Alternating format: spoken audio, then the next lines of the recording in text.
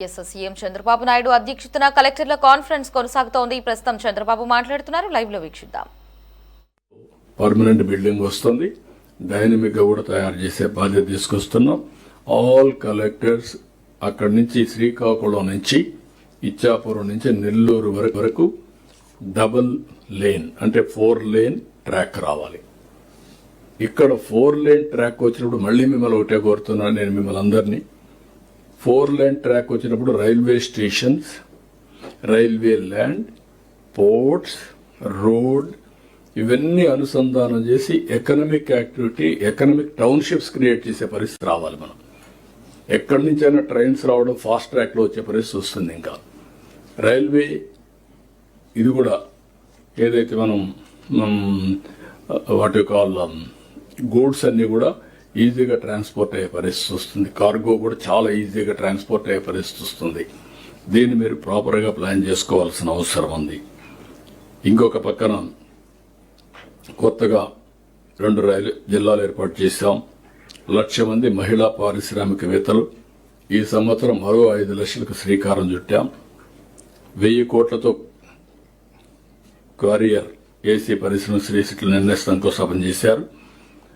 5,400 కోట్లతో renew energy శంకుస్థాపన చేశాం. అనకాపల్లి ఆర్సలార్ మిత్తల్ 1,35,000 కోట్లు, గూగుల్ 1,35,000 కోట్లు, నిన్నే రిలయన్స్ 1,00,000 కోట్లతో 1.5 గిగావాట్స్ కెపాసిటీతో డేటా సెంటర్కి వెళ్లారు. 33 నెలల్లో మీరు చూస్తే 5,50,000 మంది పేదల ఇండ్లు పూర్తి చేసి వాళ్ళకు అందజేశాం. ఇంకొక 5 లక్షలు పూర్తి చేయడానికి సంకల్పం చేస్తున్నాం. ప్రభుత్వం పాలసీ వెరీ క్లియర్. ప్రతి ఒక్కరికి 3 సెంట్లు 2 సెంట్లు భూమి ఇవ్వడం, ఇంటి జాగా ఇవ్వడం, అందరికి ఇండ్లు కట్టించడం. ఈ 2 కూడా మీరు ఫోకస్ చేయాల్సిన అవసరం ఉంది. ఇంకొక పక్కన అన్ని దేవాలయాల్లో మళ్లీ పవిత్రత, నాణ్యత. తిరుమలలో ఏదైతే FSSI ల్యాబ్ కూడా ప్రారంభించాం. చాలా వరకు స్ట్రీమ్ లైన్ చేస్తున్నాం. ఇంకొక పక్క 50,000 మంది కాంట్రాక్టులకు 2,000 రూపాయలు 2,000 కోట్లు చెల్లించి వాళ్ళకి రివైవ్ చేశాం, లైఫ్ ఇచ్చాం. లేకపోతే మొత్తం సిక్ అయిపోయేవాళ్ళు. ఉద్యోగులకు 23 నెలల్లో 21,000 కోట్ల రూపాయల బకాయిల్ని చెల్లించాం. ఒకప్పుడు జీతాలు కూడా రాకుండా పెన్షనర్స్ అవస్థ పడతా ఉంటే ఇప్పుడు అలాంటి సమస్య లేకుండా 1వ తారీఖున ప్రాంప్ట్ గా వాళ్ళందరినీ ఆదుకునే పరిస్థితికి వచ్చాం. మగ్గాలున్న చేనేతలకు 200, అదే మరి మరమగ్గాలున్న చేనేతకి 500 యూనిట్లు పవర్ కూడా రాయితీ ఇచ్చాం. ఇవి కాకుండా మీరు చూస్తే కీ గవర్నమెంట్ రిఫార్మ్స్ ఒక 70-80 దాకా తీసుకొచ్చాం.